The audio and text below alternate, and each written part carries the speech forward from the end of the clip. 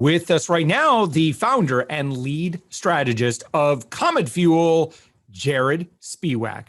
Jarod, thank you so much for joining us. Yeah, thank you so much for having me. High level, again, Comet Fuel is found on the web at cometfuel.com. And what does Comet Fuel do?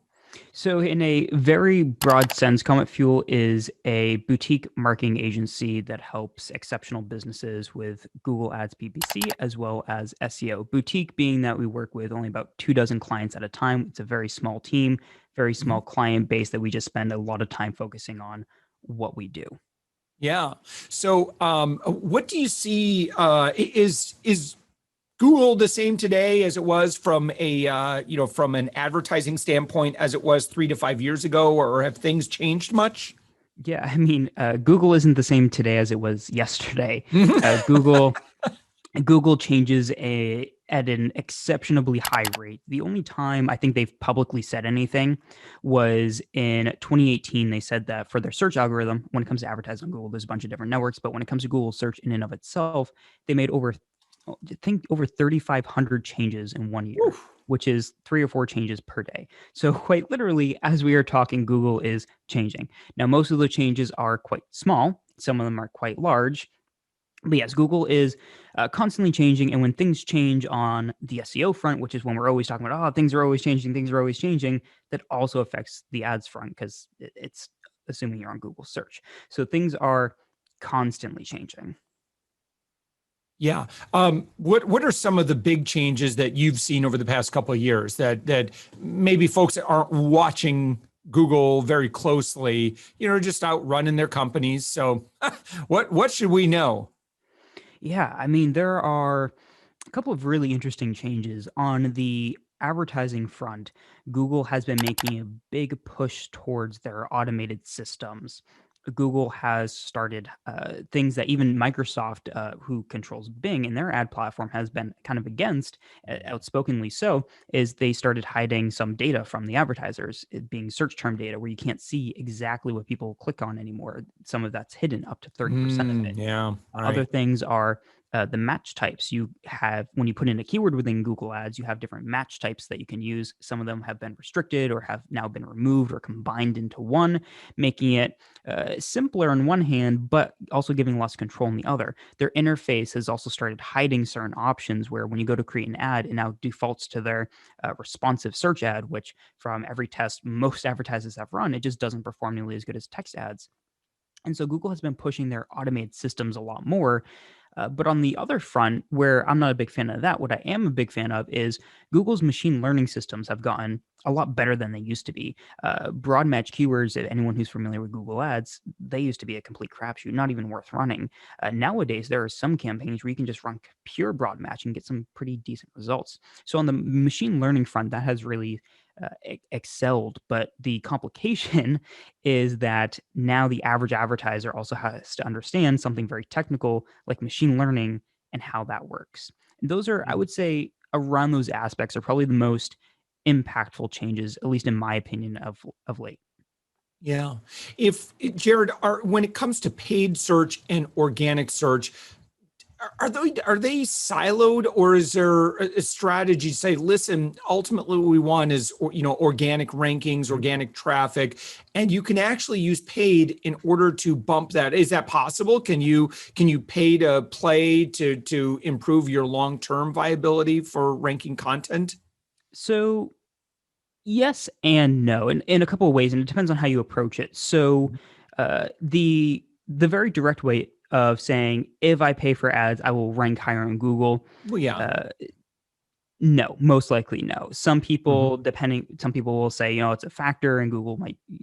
Everything's a debate when it comes to SEO. In my opinion, that's not really going to move the needle 99.999% of the time. Ways that you can use it to your advantage are if you are for your content marketing, which can help drive backlinks. This is something that can be a long-term strategy, which is if, for example, if I'm like, wow, this podcast that I just did was amazing. I want people to, I'm going to take a 30-second clip of it, throw it on my YouTube channel, run ads against that clip, try to get people to click onto it. which will then bring them to your site or one of the podcasting publishing sites. And they might see that. They might decide to link to me, or they might link to you, which would help me because you're probably going to link to me on the page as like, hey, here's all the information about Jarod. And so that can help me. But also, if I created a useful spreadsheet that could help a particular industry or anybody in the marketing field, and I run ads against it on YouTube, display, whatever it may be, not only am I going to get qualified traffic and people filling that out, joining my email list, etc., but I'm also going to be able to get people to link to me. Some of those people will own websites. It's going to bring me more exposure to that piece of content. Now, what I can also do is what I typically tell people, especially if they have a new business or a new offer, is, SEO is this sexy bandwagon marketing channel. Everybody wants it. From day one, everybody wants to rank number one.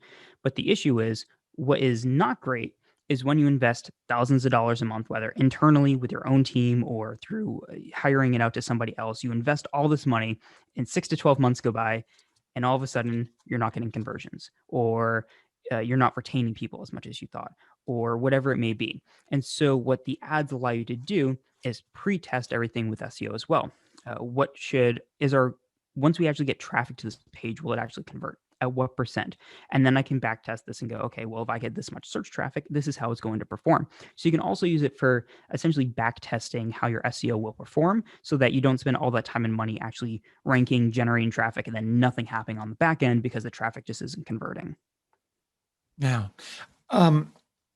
when somebody, let's say somebody is not maybe yet at the level where they want to have someone manage their ads, is it easy? Is it easy to run tests, or is it more complicated? Like, if, for example, if we compare, like, say, advertising on Facebook versus Google, is there any inherent more difficulty one platform than the other from your experience?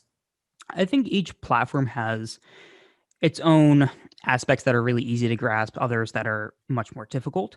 I think when it comes to Google, particularly out of the other main marketing channels, which would be probably at this point Facebook and LinkedIn and Amazon if you're doing e-commerce, is Google is the most well-established. Their ad platform's been around for just over 20 years now.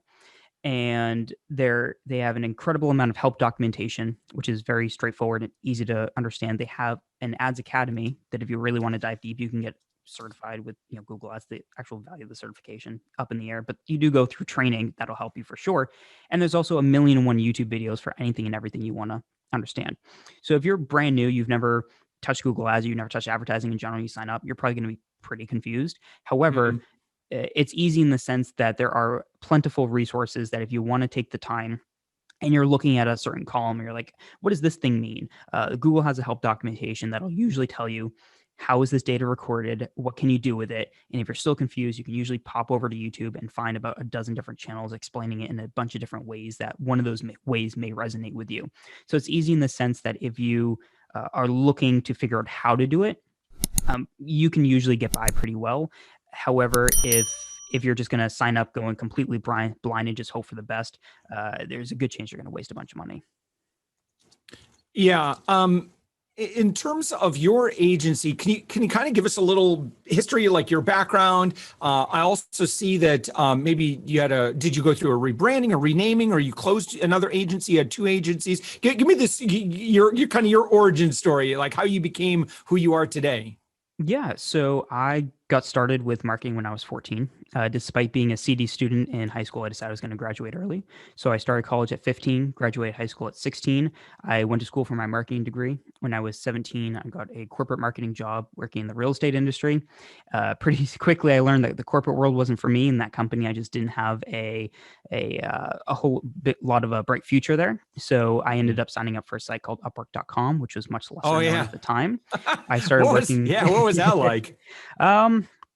Honestly, it was a lot easier. It was there weren't a whole lot of people who were from the US that were signed up for the site at the time. They had just gone through the merger of Elance and Odesk, so it was honestly relatively low competition. But also, I started working for $5 an hour when I started on there. So I started gaining a whole lot of experience through that, and eventually, I got a full-time job offer from a marketing agency. So I started working for them. I did just SEO for that agency for about 2 years. And then eventually I started freelancing more and more. it was pretty successful as a freelancer. And I was like, hey, I have all these clients. What's next for me? I think I'll just start my own agency. So I started Hmm. Blue Dog Media. February of 2018 was when that was officially incorporated. And then since 2019, I knew that we were going to make some pretty big changes because everything was kind of started just like off of a whim. And so from 2019 through 2021, early 2021, we've been working on rebranding to Comet Fuel. And then 2020 is where we really put in the effort to rebrand it. And we officially launched Comet Fuel publicly a couple weeks ago, but have been operating under the name since about February this year. Yeah. Um, so Jarod, like who do you typically work with, and had they been experimenting with ads before? Give me some great case studies of folks that you've worked with. Yeah, sure. So in terms of who we work with, I started as a niche company, and then I was like, for various reasons that will take quite a while to explain, we started broadening out a little bit more, and the niche has kind of changed to types of businesses to types of people. And so it's more so who's the type of person that I'm working with. Do I think that they're a good person? Do I think that, in my opinion, does their business deserve to grow and thrive? So, for example, we were talking to someone who made incredibly rude comments about some of their employees. So Oof. we're like, hey, that's not something that we support. We don't feel so. It's harder to explain in terms of who we work with there, but primarily e-commerce, service-based businesses, and SaaS, which is a pretty broad scope. But it's more so for us the type of person we're working with, and do we believe in their business to work with them, because we come in essentially as a partner much more than a vendor.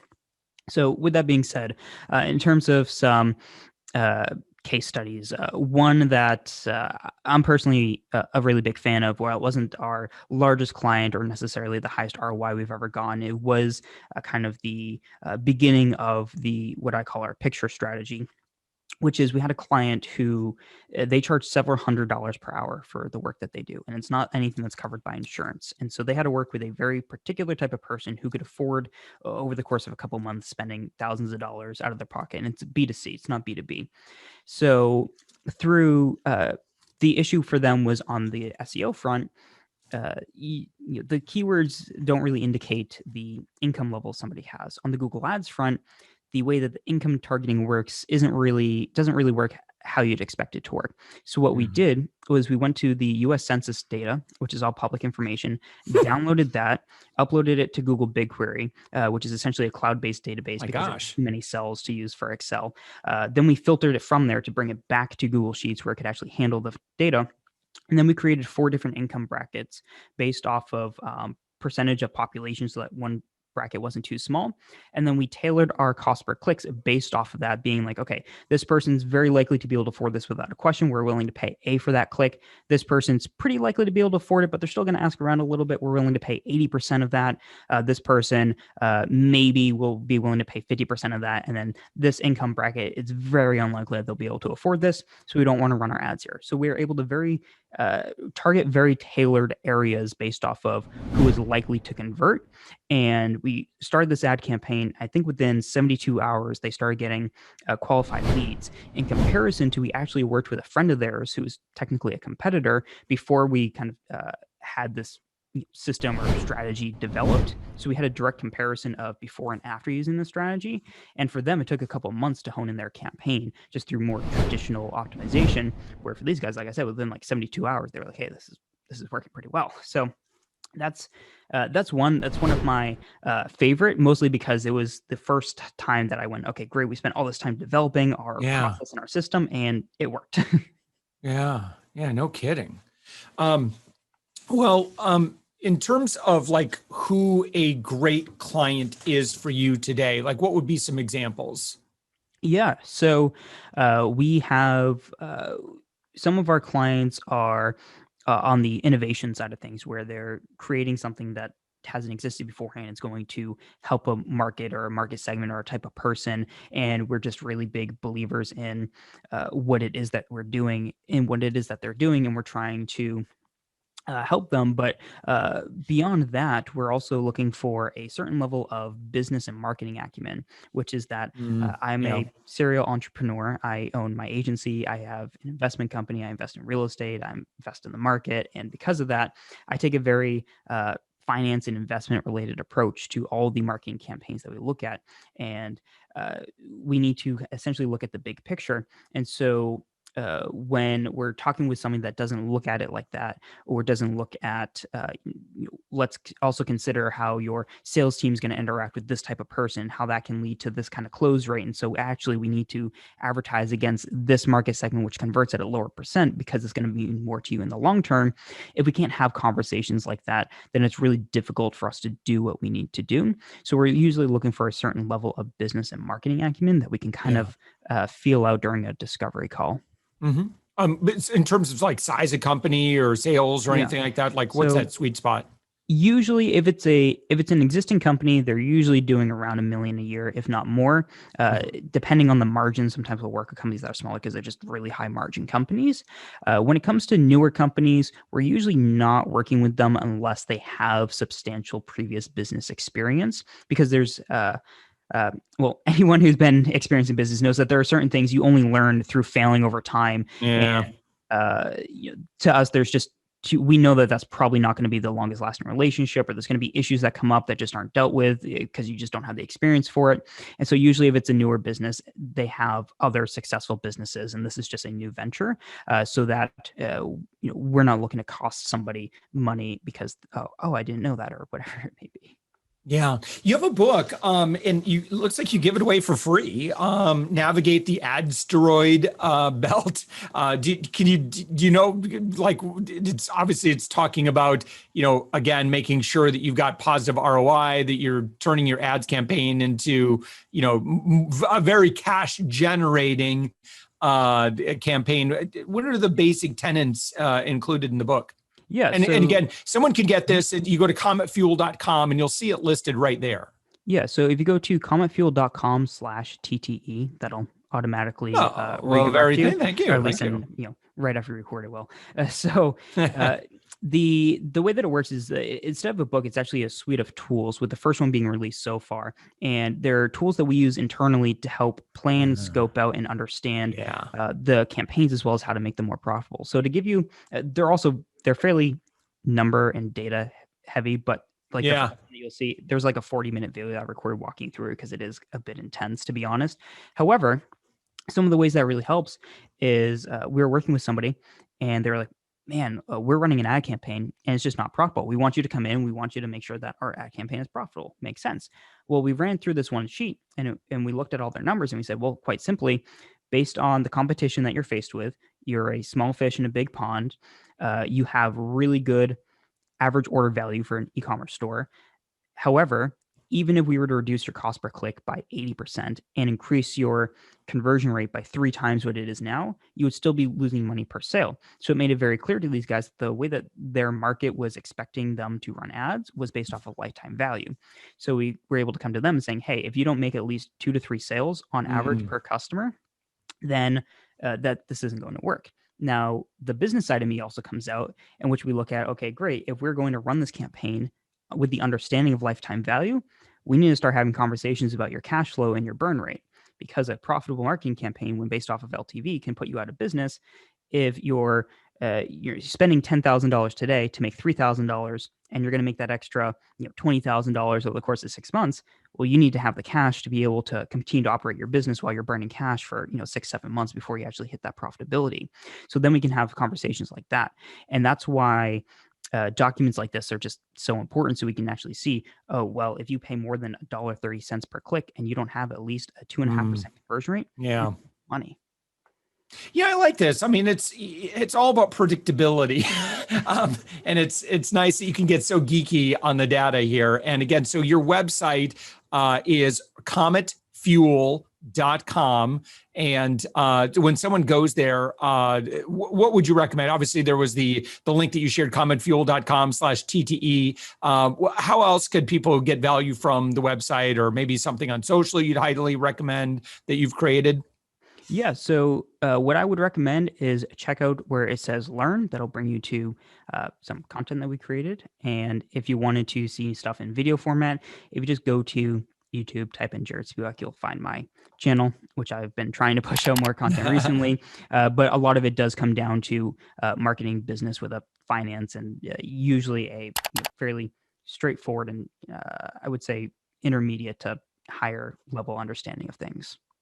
Love it. All right. Jarod Spiewak. Again, the website, cometfuel.com. Jarod, thank you so much for joining us. Yeah, thank you for having me.